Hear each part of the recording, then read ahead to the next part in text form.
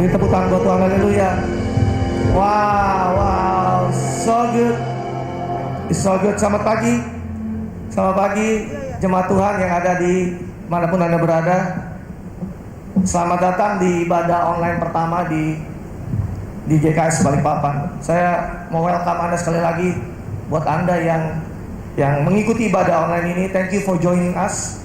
Dan saya berharap bahwa Anda bisa menikmati ibadah dan mengalami hadirat Tuhan dimanapun Anda berada. Gereja memutuskan untuk mengikuti himbauan dari pemerintah untuk beribadah di rumah, untuk menghindari pertemuan yang melibatkan banyak orang atau yang disebut social distancing. Saya pikir bahwa gereja itu bukan hanya perlu berdoa saja, tetapi juga untuk bertindak untuk memerangi virus corona ini dengan membatasi ruang gerak dari penyebaran virus itu sendiri. Pagi hari ini gak lupa saya mau appreciate buat setiap builders yang melayani pagi hari ini. Wow, Anda di rumah boleh tepuk tangan buat yang di sini. Mereka luar biasa banget. Mereka selfless dan mereka mempersiapkan ini dari jauh-jauh hari, memastikan bahwa ini berjalan dengan baik. So, buat nanti Anda yang adalah jemaat GKS, mungkin kita akan share pengalaman-pengalaman menarik ini, termasuk saya sendiri di tempat ini. So, salut dan apresiasi buat setiap mereka maupun yang ada yang tag team yang sibuk dari tadi mempersiapkan ini. Nah, pagi ini saya akan membagikan sebuah message untuk melanjutkan pesan saya mengenai budaya. Kalau Anda tahu bahwa awal bulan ini saya berbicara tentang budaya, dan saya mau merefresh kembali apa yang dibagikan di minggu pertama kemarin.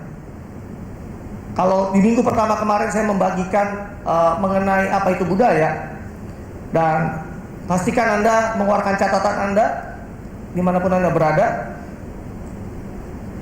Dan kalau Anda miss dari pesan yang pertama minggu lalu, Anda bisa search di YouTube. Di situ ada video khotbahnya dan Anda bisa ikuti dari bagian yang pertama. Anda siap di rumah? Berapa minggu lalu saya bagikan definisi mengenai budaya. Budaya itu adalah sebuah ciri, identitas, cara hidup sekelompok orang atau cara orang-orang melakukan sesuatu. Jadi budaya itu adalah hasil dari sekumpulan orang yang melakukan perbuatan secara berulang-ulang sehingga membentuk suatu kebiasaan yang pada akhirnya menjadi cara hidup. Jadi budaya itu ada ciri, budaya itu adalah identitas, budaya itu adalah cara hidup, budaya itu adalah kebiasaan yang dilakukan berulang-ulang bersama-sama dan akhirnya menjadi cara hidup. Dan dimanapun kita berada, kita akan menemukan budaya. Sepanjang manusia hidup dan sepanjang manusia ada di sana, maka kita akan menemukan budaya. Beda negara, beda budaya. Beda kota, beda budaya. Beda keluarga, beda budaya. Beda kantor aja bisa beda budaya. Beda gereja juga bisa beda budaya. Dan ini yang namanya menjadi ciri, menjadi kebiasaan, menjadi cara hidup yang akhirnya menjadi identitas. Dan saya mau kasih contoh supaya merefresh setiap kita, supaya Anda bisa mengikuti khotbah ini sampai akhir. Contohnya gini, budaya di dalam keluarga. Saya ambil contoh keluarga saya. Di keluarga besar saya ini, kita senangnya tuh kumpul ngobrol sampai malam. Jadi kalau saya ke rumah papi mami saya itu, kita bisa hahaha kumpul di meja makan sampai lebih dari jam 10 gitu, 10 malam.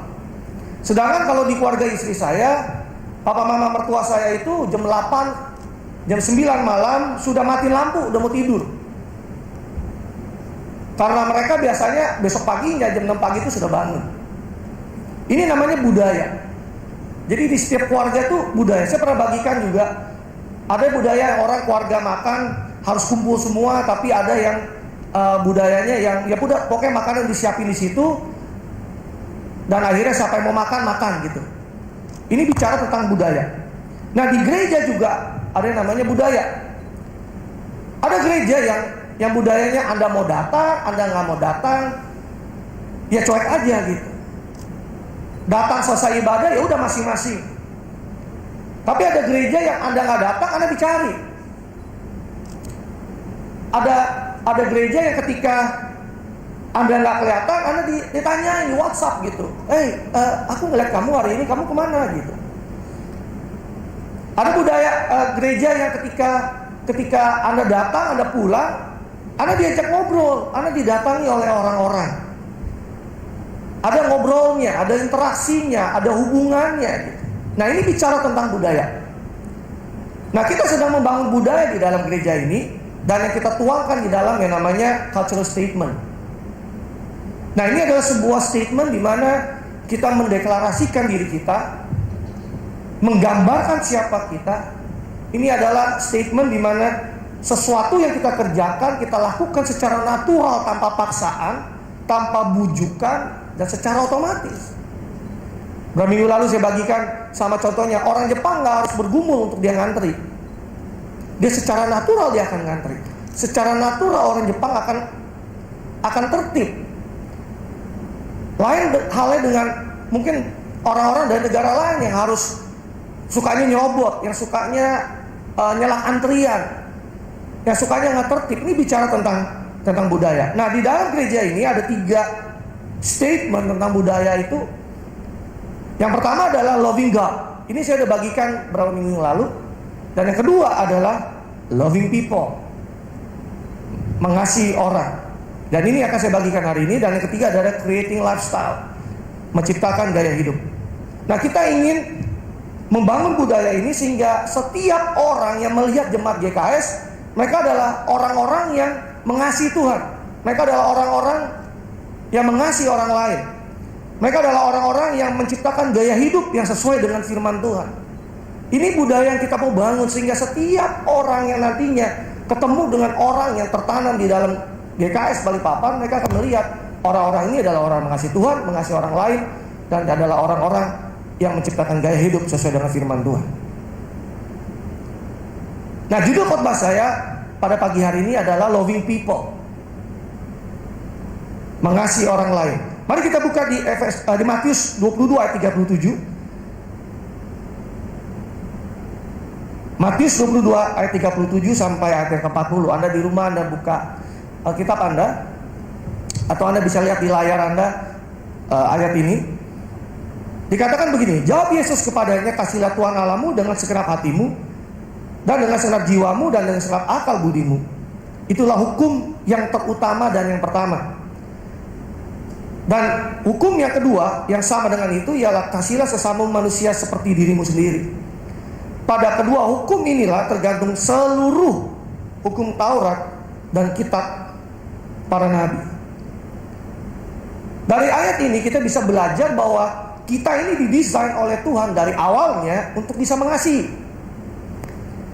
Settingan default kita, settingan pabrik kita ini adalah kita untuk mengasihi. Mengasihi orang, mengasihi Tuhan, dan kedua adalah mengasihi orang lain. Nah, kenapa saya bisa mengatakan seperti itu? Karena kalau tidak, Tuhan gak mungkin memberikan perintah kepada kita untuk mengasihinya dan mengasihi orang lain. Tuhan gak mungkin memberikan kita perintah atau memberikan kita sesuatu yang kita gak bisa lakukan. Artinya kalau Yesus mengatakan kasihlah Tuhan Allahmu, kasihlah sesamamu, berarti artinya kita punya kemampuan. Artinya kita bisa untuk bisa mengasihi Tuhan dan mengasihi orang lain. Kita punya kemampuan untuk itu. Walaupun di dalam perjalanannya kita melihat bahwa banyak orang yang sulit untuk mengasihi. Mereka mengalami kesulitan untuk mengasihi, atau mereka gak mengasihi sama sekali. Dan ini yang saya mau bagikan pagi hari ini sebagai dasar dan landasan kita adalah bahwa sekalipun settingan kita untuk mengasihi Tuhan dan mengasihi orang lain, kita gak bisa mungkin mengasihi tanpa terlebih dahulu kita mengenal kasih dan menerima kasih itu sendiri. Katakan amin. Artinya bahwa settingan kita ini teraktivasi ketika kita mengenal kasih itu sendiri dan mengalami kasih Tuhan itu sendiri dalam hidup kita. Nah, saya tulis sebuah quote begini, love is not just a verb or a noun or an adjective. Love is a person. Love is God Himself. Love is Jesus. Artinya bahwa kasih itu bukanlah soal kata kerja, bukan hanya kata kerja, bukan hanya kata benda, atau bukan kata sifat. Tetapi kasih itu adalah seorang pribadi. Kasih itu adalah Allah sendiri. Kasih itu adalah Yesus. Jadi dia bukan Tuhan yang hanya punya kasih, dia bukan hanya Tuhan yang mengasihi, tapi dia adalah kasih itu sendiri. Dan kita perlu menerima dan mengalami kasih itu sendiri dan mengalami Yesus itu sendiri, baru kita bisa mengasihi orang lain. Ada satu ayat di 1 Yohanes 4 ayat 19 di dalam TPT. Terjemahan TPT yang dikatakan begini. Our love for others is our grateful response to the love God first demonstrated to us. Artinya adalah bahwa kasih kita kepada orang lain adalah respons syukur kita terhadap kasih yang Tuhan demonstrasikan atau nyatakan kepada kita lebih dahulu. Artinya bahwa mengasihi orang lain itu adalah respon dari kasih Tuhan yang pertama-tama dinyatakan dan didemonstrasikan kepada kita semua. Dengan kata lain, sulit buat kita untuk mengasihi orang lain tanpa syarat kalau dia sendiri atau kita sendiri belum mengalami sendiri kasih Tuhan yang tanpa syarat dalam hidup kita. Kita sulit mengampuni orang lain, kita akan mengalami kesulitan untuk mengampuni orang lain kalau kita sendiri belum mengalami pengampunan yang utuh dan penuh daripada Tuhan. Sebab saya sering katakan di dalam gereja ini bahwa kita nggak bisa memberikan sesuatu yang kita nggak punya. So kita harus punya, kita harus terima dulu kasih yang tanpa syarat itu dalam hidup kita, dan baru kemudian kita bisa menyalurkan dan memberikan kepada orang lain. Yesus mengajarkan kepada kita di ayat tadi bahwa mengasihi orang lain itu seperti diri sendiri itu adalah sama pentingnya dengan mengasihi Tuhan. Jadi mengasihi orang lain seperti mengasihi diri sendiri itu sama pentingnya, sama derajatnya dengan mengasihi Tuhan. Nah, saya akan bagikan share pada pagi hari ini apa maksudnya mengasihi orang lain seperti mengasihi diri kita sendiri. Anda siap mencatat? Yang pertama, maksudnya adalah menyadari pertama-tama bahwa kita sangat dikasihi dan berharga. Kenapa Tuhan memberikan perintah kepada kita untuk mengasihi orang lain? Tetapi ukurannya adalah seperti mengasihi diri kita sendiri. Artinya bahwa mengasihi diri kita sendiri itu menjadi tolak ukur, menjadi dasar, menjadi ukuran untuk kita bisa mengasihi orang lain. Tentunya kita tahu bahwa maksud Tuhan bukanlah agar kita menjadi orang yang egois, bukanlah supaya kita menjadi orang yang hanya memikirkan diri sendiri, bukan hanya menjadi orang yang self-centered atau yang egosentris. Tetapi kita mau belajar bahwa ukuran kita mengasihi orang lain adalah seperti kita mengasihi diri kita sendiri.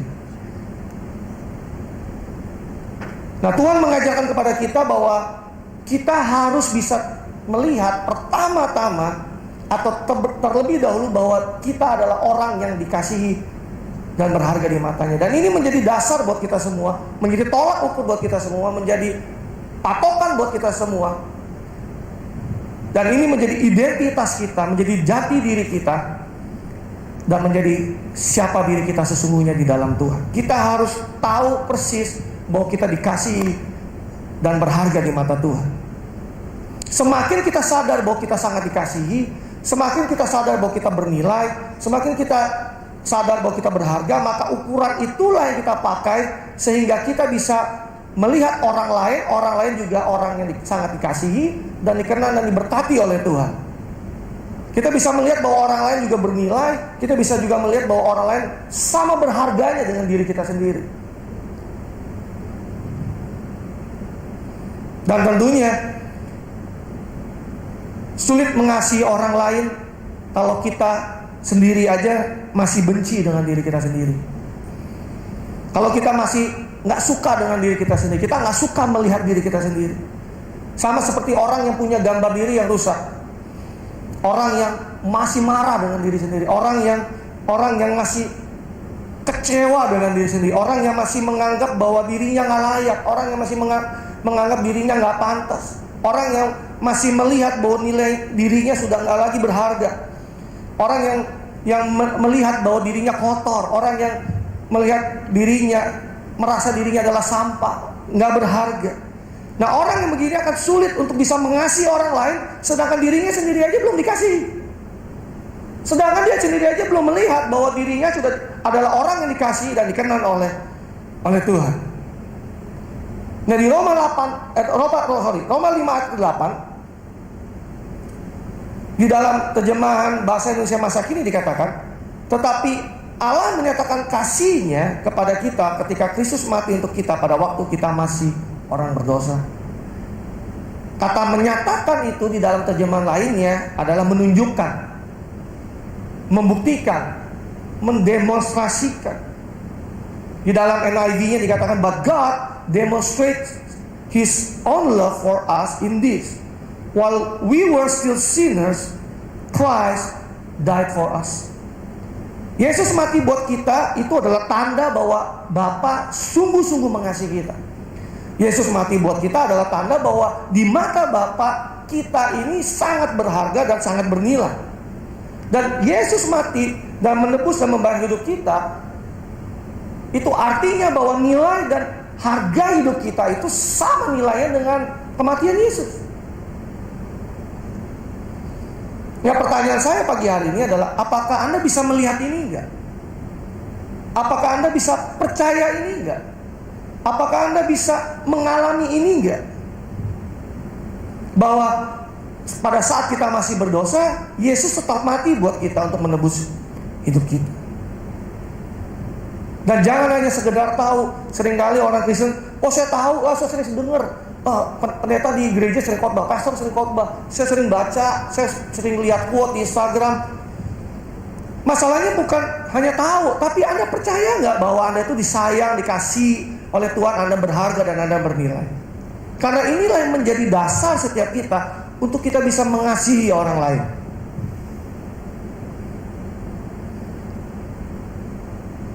Nah, untuk membangun budaya di dalam gereja ini, membangun budaya untuk bisa mengasihi orang lain, setiap kita, pertama-tama kita harus mengenal yang namanya kasih itu sendiri. Kita harus mengalami kasih itu sendiri. Kita harus bisa melihat bahwa diri kita adalah orang yang dikasihi, dikenal dan diberkati oleh Tuhan. Terlepas apapun masalah lalu kita, terlepas apa yang kita sedang hadapi, terlepas kesalahan-kesalahan atau dosa yang kita pernah lakukan dahulu. Tapi kalau kita mau berani datang kepada Tuhan dan tahu bahwa Tuhan mengampuni semua dosa dan kesalahan kita, maka kita punya keberanian, kita punya keyakinan, kita punya kepastian bahwa kasih Tuhan itu nggak pernah luntur dalam hidup saya. Walaupun kita tahu bahwa dia nggak pernah setuju dengan dosa dan kesalahan yang kita pernah lakukan, tetapi kasih Tuhan itu nggak pernah luntur dalam kehidupan kita. So, saya sering bilang bahwa perbuatan baik kita nggak bisa nambahin kasihnya Tuhan, dan demikian sebaliknya perbuatan kita yang salah itu nggak bisa mengurangi kasih Tuhan dalam hidup kita. Kenapa? Karena kasih Tuhan udah besar buat hidup kita. So, have a right identity. Kalau kita ingin belajar membangun budaya di dalam gereja ini untuk mengasihi orang lain, kita harus punya identitas yang benar. Katakan amin. Yang kedua, poin kedua, apa maksudnya mengasihi orang lain seperti mengasihi diri kita sendiri? Yang kedua adalah tidak mementingkan diri sendiri. Selfless. Di Matius 22 ayat 39 di dalam terjemahan Amplified Bible dan dikatakan begini: the second is like it, you shall love your neighbor as yourself, that is unselfishly seek the best and higher good for others. Terjemahan bebasnya gini. Yang kedua adalah seperti itu, kamu mengasihi orang lain seperti diri sendiri, yaitu tidak mementingkan diri sendiri, mencari yang terbaik atau lebih baik untuk orang lain. Mengasihi orang lain seperti diri sendiri adalah artinya tidak mementingkan diri sendiri, tetapi memikirkan kepentingan orang lain. Gereja ini bisa sampai ada sampai hari ini karena banyak orang yang tidak mementingkan dirinya sendiri. Ada begitu banyak selfless people di dalam gereja ini. Dan kalau bisa sampai hari ini, itu bukan karena perbuatan atau hebatnya satu orang, tapi karena orang-orang selfless yang membangun gereja ini bersama-sama dengan Tuhan. Banyak orang yang mengalami lahir baru, banyak orang yang mengalami pemulihan, banyak orang yang mengalami terobosan, banyak orang yang akhirnya menjadi murid Tuhan, hidupnya diubahkan karena ada orang-orang yang tidak mementingkan diri mereka sendiri, yang bisa menjadi salurannya Tuhan untuk menjangkau orang-orang.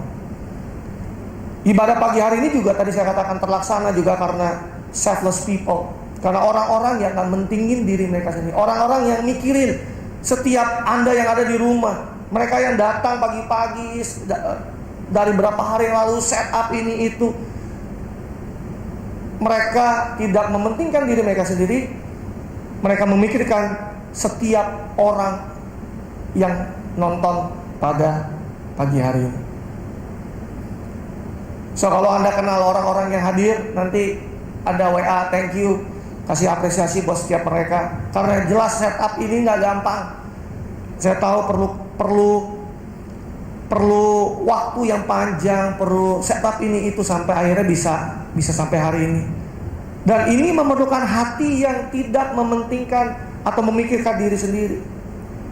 Ini punya hati yang memikirkan orang lain. Gimana orang lain bisa nyaman ibadah di rumah ya? Gimana orang lain bisa streaming atau online tanpa mereka harus keluar rumah?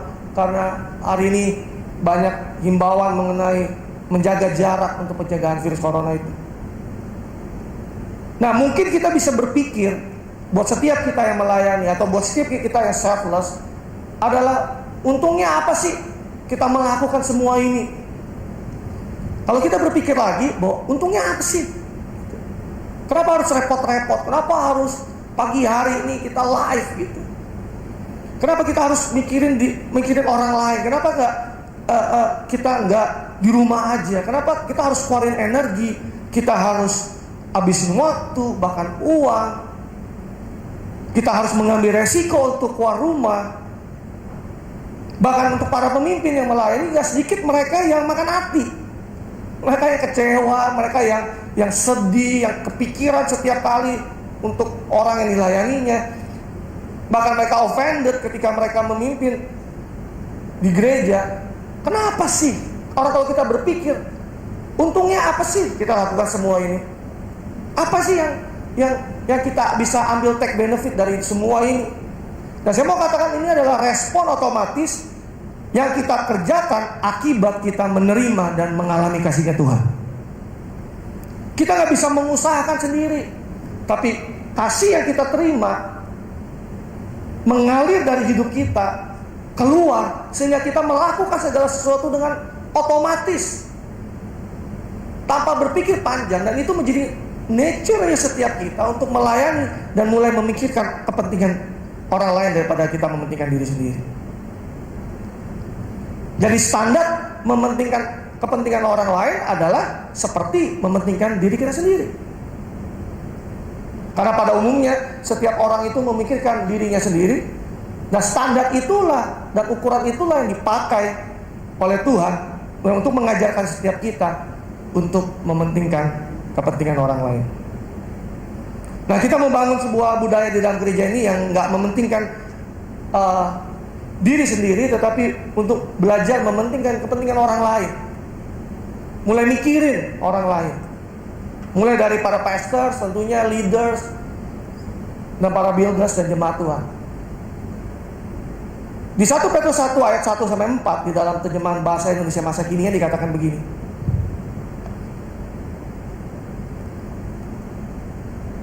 Saya minta perhatian para pemimpin jemaatmu.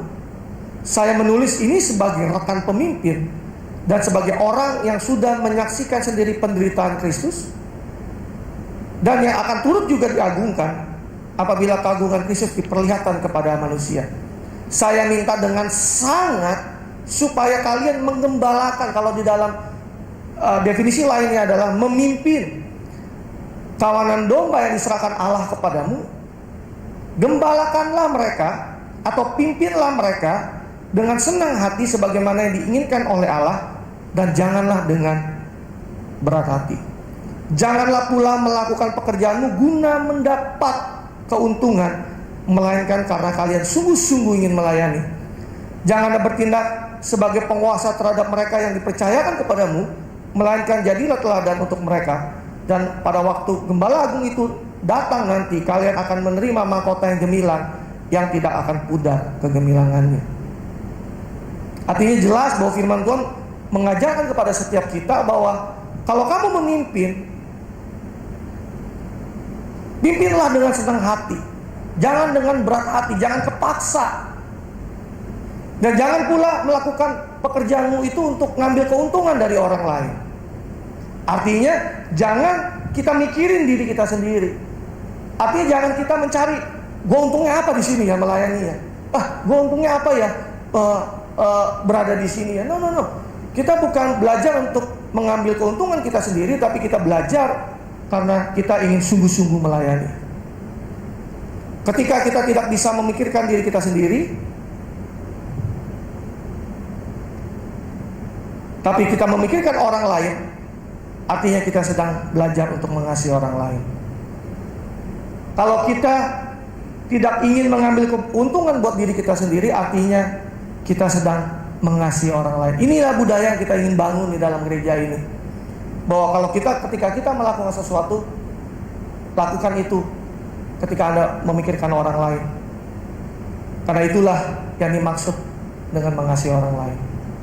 Yang ketiga, apa yang dimaksud dengan mengasihi diri sendiri seperti mengasihi orang lain seperti mengasihi diri sendiri? Yang ketiga adalah mencari yang terbaik untuk orang lain.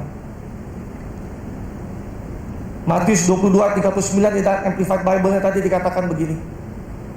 The second is like it, you shall love your neighbors as yourself. That is unselfishly seek the best and higher goods for others. Mengasihi orang lain seperti diri sendiri, artinya mencari yang terbaik buat orang lain. Kita memikirkan bagaimana agar orang lain bisa menjadi lebih baik.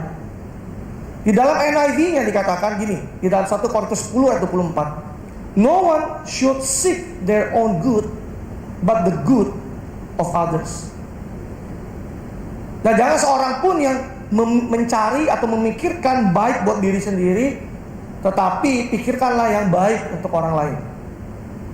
Nah, kita perlu melatih diri kita agar kita bisa berpikir dan kita mempunyai sebuah budaya seperti ini. Apa yang saya bisa lakukan yang terbaik untuk orang lain? Ini menjadi pertanyaan buat kita semua, dan Anda bisa catat ini. Apa yang saya bisa lakukan yang terbaik untuk orang lain?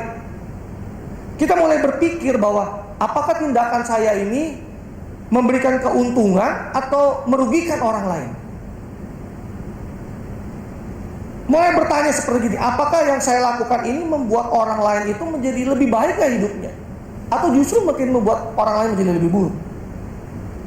Yang saya lakukan ini, apakah saya hanya memikirkan diri kita sendiri atau kita memikirkan orang lain? Dan saya mau kasih tahu Anda bahwa kita memulai hal-hal ini bukan dari hal-hal yang besar, justru dari hal-hal yang kecil dan sederhana seperti bagikan ini. Contohnya gini, yang diajarkan di gereja ini. Apakah kalau Anda bersin atau Anda batuk nih, Anda nutup hidung dan mulut Anda enggak dengan sesuatu? Ini hal yang sederhana nih. Ini yang relevan dengan hari-hari ini. Kalau Anda bersin, Anda batuk, Anda tutup dengan sapu tangan atau dengan tisu, atau Anda dengan lengan Anda. Ini hal yang sederhana. Karena kenapa? Pada waktu Anda batuk atau Anda bersin dan Anda nggak lindungi, maka Anda sedang nggak mikirin orang lain. Karena dari apa yang keluar dari Anda itulah yang akan bisa menularkan sesuatu kepada orang lain. Ini simple. Misalkan Anda habis berada di suatu tempat misalnya. Apakah sisa-sisa Anda seperti sampah buang yang Anda selesai pakai itu Anda buang atau Anda biarkan? Contohnya kayak di gereja, kalau Anda datang lagi ibadah, gitu datang ke gereja, Anda bungkus permen lah, gelas minuman lah, whatever lah. Apakah Anda biarkan itu aja tergeletak atau Anda ambil dan Anda buang ke tong sampah? Saya pernah bagian ini kalau nggak salah minggu lalu. Bioskop aja sekarang sedang membuat satu budaya. Kalau Anda nonton, ada popcorn di situ, ada minuman di situ. Setelah Anda selesai nonton, maka di situ di pintu keluarnya disiapin tempat sampah dan Anda buang sendiri di sana. Kenapa? Karena pada saat Anda tidak membawa itu keluar, Anda sedang tidak menolong cleaning service yang bekerja. Kita nggak bisa punya berpikir bahwa kan ada cleaning service. No, kita harus pikir bagaimana kita meringankan pekerjaan dia kalau kita bisa kerjaan itu sendiri. Contoh lain yang saya pernah bagikan, kalau Anda habis menggunakan toilet aja sederhana, apakah Anda biarkan itu kotor, basah, berantakan, tisu di mana-mana? Simple, sederhana. Anda mikirin nggak nanti berikutnya yang pakai toilet ini siapa? Apakah mereka akan jadi terganggu karena tadinya udah bersih tapi karena kita pakai becek, basah, tisu di mana-mana? Ini hal yang simple. Contoh lagi, misalkan Anda menggunakan lift, Anda bisa nggak membiarkan orang yang di dalam lift itu keluar dulu sebelum kita masuk? Kenapa? Karena ruangan yang di dalam lift lebih sempit daripada ruangan yang kita yang ada di luar. Tentunya kita harus memberikan mereka kesempatan untuk mereka keluar. Ini hal-hal sederhana yang seringkali kita terlupakan atau nggak kepikiran. Padahal kalau kita lakukan ini, artinya kita sedang memikirkan yang terbaik buat orang lain. Nah, hari-hari ini sangat terkenal dengan istilah social distancing. Wah, ini keren banget istilahnya. Pertama ya saya juga bingung ini maksudnya apa, tapi saya ngerti definisinya, katanya social distancing berarti ada berjarak gitu ya, mesti ada jarak antara sosial gitu. Artinya menjaga jarak dari keramaian, dari orang banyak, kerumunan orang banyak. Himbauannya kerja di rumah, belajar di rumah, ibadah di rumah. Walaupun kita tahu saya hampir tiap hari terima kiriman dari WhatsApp video-video meme yang lucu-lucu semua tentang orang, betapa orangnya udah butek di dalam rumah, nggak bisa keluar, nggak bisa ngapa-ngapain. Itu sangat mengurung aktivitas mereka. Nah, kenapa kita melakukan ini? Karena kita ingin yang terbaik buat diri kita sendiri dan untuk orang lain. Ketika kita menjaga jarak, kita sedang menolong orang lain dan menolong pemerintah untuk memerangi virus COVID-19 ini. Dengan kita melakukan ini, kita sedang menolong petugas medis dan dokter yang mulai kerepotan. Kenapa? Karena jumlah yang terinfeksi semakin banyak. Nah, ini saya mau bagikan pagi hari ini bahwa sekali lagi ini bukan masalah kita nggak percaya bahwa Tuhan itu ada. Ini bukan masalah soal bahwa kita nggak percaya bahwa kuasa Tuhan itu jauh lebih hebat daripada virus itu. Ini hanya saja kita belajar untuk kita mikirin orang lain atau kita hanya mikirin diri kita sendiri. Mungkin buat kita oke untuk kita buat ibadah, tetap ibadah dalam bentuk pertemuan gitu. Buat kita mungkin oke, kita bisa menguatkan iman jemaat gitu, bahwa kita percaya bahwa Tuhan tuh penuh kuasa, kita dilindungi. Yes, amen. Tapi jelas ini bisa nggak membuat inspirasi buat orang lain, terutama yang bukan jemaat atau orang-orang lain dari kepercayaan yang lain. Karena ketika kita beribadah kumpul rame, dan mereka kan lihat, loh itu gereja aja masih ibadah kumpul rame-rame, kenapa kita nggak boleh? Mereka juga pengen ibadah juga. Pada akhirnya semua orang ada di rumah, semuanya ibadah di tempat masing-masing. Pada akhirnya social distancingnya nggak tercapai. Saya harap Anda ngerti ini bahwa kita belajar bahwa kita ini adalah terang dunia.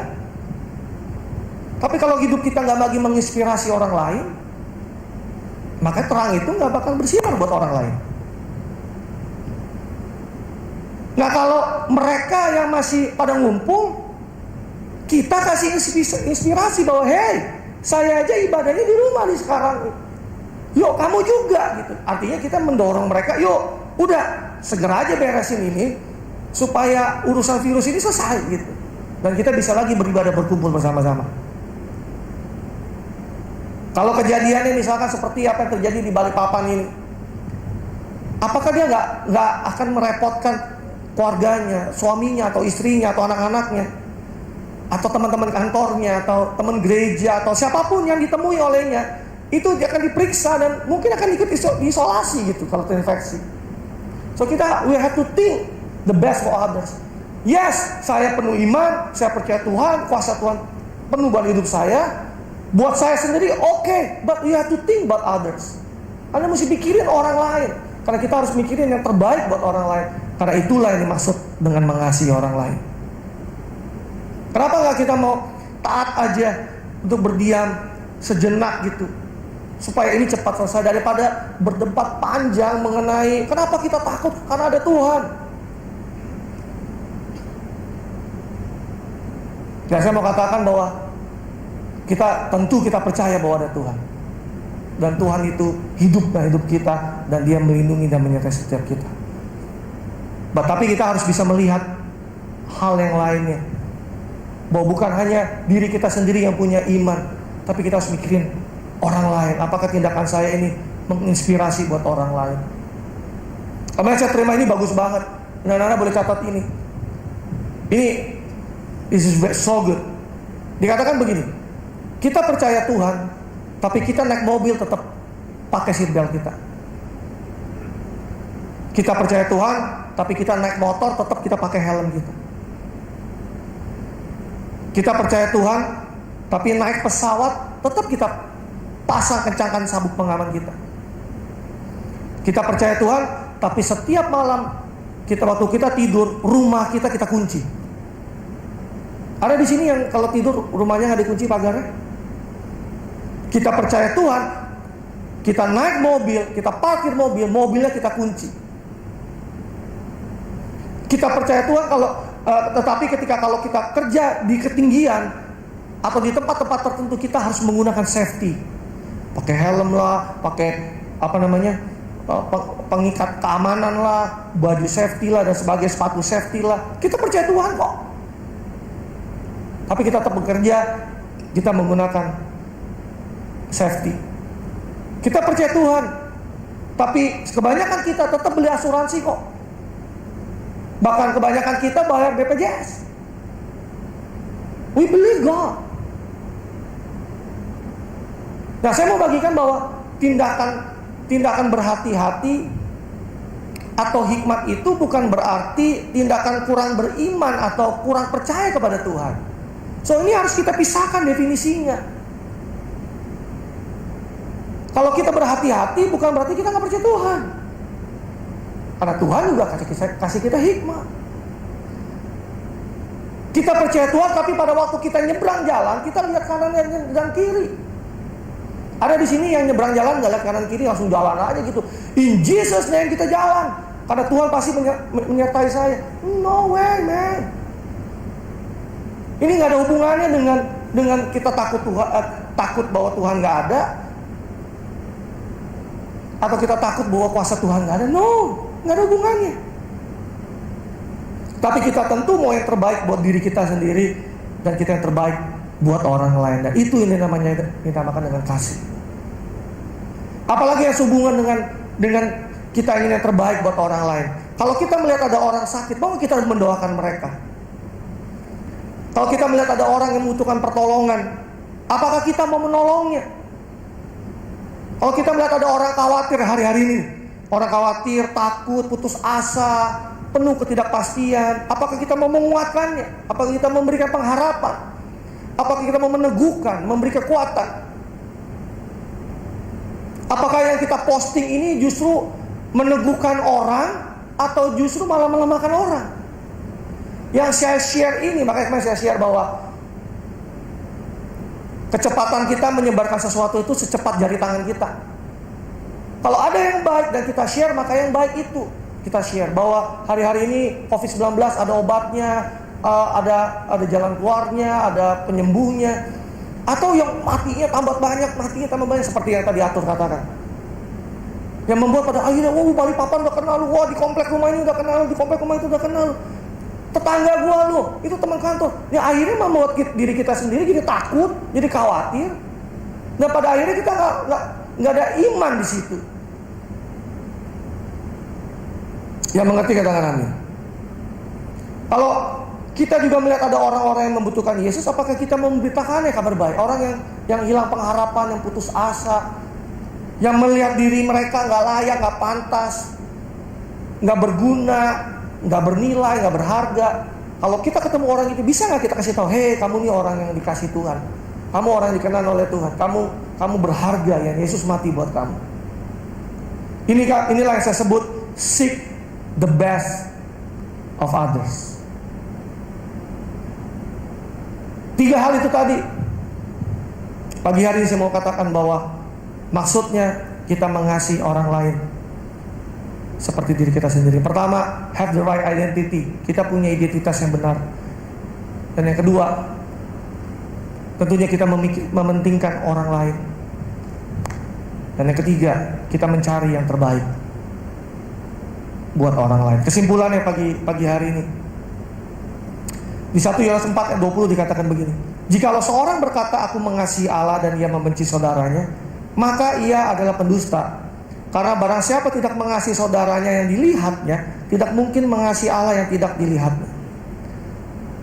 Jika kita mengatakan bahwa kita mengasihi Tuhan yang tidak kelihatan, kita harus pastikan bahwa diri kita seharusnya mengasihi orang lain yang kelihatan di depan mata kita. Dan ini yang menjadi patokan, menjadi dasar setiap kita. Dan inilah yang membedakan antara murid Yesus dengan orang-orang Farisi 2000 tahun yang lalu. Yesus mengajarkan begini di Yohanes 13 ayat 35. Dengan demikian semua orang akan tahu bahwa kamu adalah murid-muridku, yaitu jikalau kamu saling mengasihi. Kita sedang membangun murid-murid yang relevan di gereja ini. Dan salah satu yang membuat kita menjadi relevan adalah dengan kita mengasihi. Makanya saya tulis sebuah quote begini: love is the proof of true discipleship. Kasih itu adalah bukti nyata dari pemuritan yang sejati. Kenapa? Karena Yesus tadi mengatakan bahwa biar semua orang tahu deh bahwa kamu adalah murid-muridku kalau kamu saling mengasihi. Kalau kamu tahu identitasmu, kalau kamu adalah orang yang dikasihi, kalau kamu bisa melihat orang lain sebagai orang yang juga dikasihi oleh Tuhan, kalau kamu mulai melihat orang lain gak mentingin dirimu sendiri, kalau kamu mulai melihat melihat orang lain memberikan yang terbaik buat setiap mereka, that's the proof of true discipleship. Dan bahayanya ketika orang bisa ada di dalam gereja, melayani, mengaku diri Kristen, mengatakan bahwa dia mengasihi Tuhan, tapi dia sesungguhnya gak mengasihi orang lain yang dilihatnya. Nah, inilah yang membedakan antara seorang murid dengan orang Farisi. Minggu lalu Pastor Leo bagian ini bagus banget tentang perbedaan antara orang-orang yang mengalami Tuhan dan orang yang mengalami perbuatan Tuhan. Kalau kita mengalami Tuhan, pasti kita mengalami perubahan internal di dalam hidup kita. Sama seperti Saulus pada waktu itu. Ketika kita bisa menerima dan mengalami pribadinya, mengalami kasihnya, itu pasti kita mengalami perubahan internal dalam hidup kita. Kita pasti akan berubah ketika kehidupan Tuhan mengalir dalam hidup kita. Dan kita mulai bisa mikirin orang lain. Kenapa ya gue jadi sekarang mikirin orang lain? Kayak dulu bodo amat, cuek sama orang. Tapi kenapa sekarang jadi bisa mikirin orang lain, kepentingan orang lain, yang terbaik buat orang lain? Kenapa? Karena kita mengalami kasih Tuhan dalam kehidupan kita. Dan itu mengubahkan hidup kita.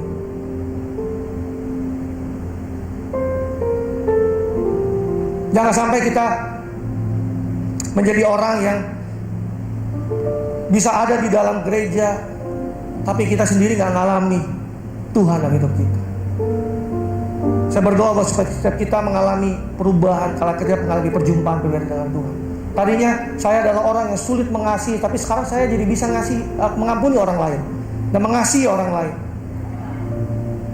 Dulu saya hanya mikirin diri saya sendiri, yang terbaik buat diri saya sendiri, tapi sekarang saya mulai mikirin orang lain, yang terbaik buat orang lain. Dan saya berdoa supaya setiap kita mengalami itu. Dan jangan sampai kita hanya mengalami perbuatan Tuhan, kita hanya sampai mengalami pertolongan Tuhan, kita hanya mengalami mujizat demi mujizat, terobosan demi terobosan, kebaikan demi kebaikan, tapi kita nggak mengalami pribadi Tuhan dalam hidup kita. Yang akhirnya hidup kita nggak mengalami perubahan secara radikal. Mengalami mujizat, yes, kita perlu puji Tuhan, amin. Mengalami perbuatan Tuhan, yes. Mengalami pertolongan Tuhan, yes. Kita butuh semua. Kita butuh mengalami kebaikan demi kebaikan Tuhan. Tapi yang harus kita tangkap dan penting kita pegang pagi hari ini adalah kita harus mengalami pribadi Tuhan dalam kehidupan kita. Kita alami kasihnya, mengalami pribadinya secara khusus dalam hidup kita. Bukan karena ikut-ikutan orang, bukan karena orang tua kita, bukan karena teman-teman kita, tapi kita secara pribadi kita mengalami Tuhan, dan itu yang mengubahkan kehidupan kita. Jangan sampai jadi orang yang hanya mengalami perbuatan Tuhan, kebaikan Tuhan, pertolongan Tuhan, mujizat Tuhan, tapi nggak mengalami perubahan dari hidupnya. Dulu, sekarang, sama-lamanya tetap sama. Nggak ada perubahan dari cara berpikirnya, dari kehidupan. Hidupnya ya begitu-begitu aja. Tapi saya berdoa supaya setiap kita mengalami pribadi Tuhan, mengalami perbuatan Tuhan, keduanya kita alami bersama-sama, dan kita lihat kita menjadi orang yang dikatakan menjadi murid-murid Tuhan yang mengasihi orang lain. Ayat terakhir di Yohanes 15 ayat 12 dan TPT dikatakan ini. So this is my command, love each other deeply as much as I have loved you. Jadi inilah perintahku, saling mengasihilah satu dengan yang lainnya, dengan dalamnya seperti aku mengasihimu. So Yesus mengajarkan, mau kasihlah orang lain seperti aku mengasihimu, dengan begitu dalamnya, begitu sangatnya kepada dirimu. Dan pagi hari ini saya mau wrap up ibadah online pada pagi hari ini. Yesus memberikan perintah buat setiap kita untuk kita bisa mengasihi orang lain seperti dia begitu mengasihi kita. Dan kita punya kemampuan itu, kita punya settingan untuk bisa melakukan itu. Tapi terlebih dahulu kita harus terima kasihnya Tuhan di dalam kehidupan kita. Amin. Dan sebelum saya tutup ibadah ini, saya mau setiap kita bangkit berdiri yang di dalam rumah. Kalau Anda duduk, kita buka di Mazmur 91 dan kita mau declare ini sama-sama. Sebelum saya tutup di dalam doa, so all stand up yang ada di dalam rumah, yang ada di dalam ruangan ini juga. So we declare, are you ready? Ayatnya siap? Buka Bible Anda, Mazmur 91, dan kita declare sama-sama dengan suara yang lantang, suara yang keras. Oke. 2, 3. Orang yang duduk dalam lindungan yang maha tinggi dan bermalam dalam naungan yang maha kuasa akan berkata kepada Tuhan, tempat perlindunganku dan kubu pertahananku, Allahku yang kupercayai. Sungguh dialah yang akan melepaskan engkau dari jerat penangkap burung, dari penyakit sampar yang busuk. Dengan kepatnya ia akan melindungi engkau, di bawah sayapnya engkau akan berlindung. Kesetiaannya ialah perisai dan pagar tembok. Engkau tak usah takut terhadap kedahsyatan malam, terhadap panah yang terbang di waktu siang, terhadap penyakit sampar yang berjalan dalam gelap, terhadap penyakit menular yang mengamuk di waktu petang. Walau 1000 rebah di sisimu dan 10.000 di sebelah kananmu, tetapi itu tidak akan menimpamu. Engkau akan menontonnya dengan matamu sendiri dan melihat pembalasan terhadap orang-orang fasik. Sebab Tuhan ialah tempat perlindunganmu, yang maha tinggi telah kau buat tempat perteduhanmu. Malapetaka tidak akan menimpa kamu, tulah tidak akan mendekat pada kemahmu. Sebab malaikat-malaikatnya akan diperintahkannya kepadamu untuk menjaga engkau di segala jalanmu. Mereka akan menantang kau di atas tangannya, supaya kakimu jangan terantuk pada batu. Singa dan ular tentung akan kau langkahi. Engkau akan menginjak anak singa dan ular naga. Sungguh hatinya melekat padaku, maka aku akan meluputkannya. Aku akan membentenginya, sebab ia mengenal namaku. Bila ia berseru kepadaku, aku akan menjawab. Aku akan menyertai dia dalam kesesakan. Aku akan meluputkannya dan memuliakannya. Dengan panjang umur akan kukenyangkan dia, dan akan kuperlihatkan kepadanya keselamatan yang daripadaku. Amin.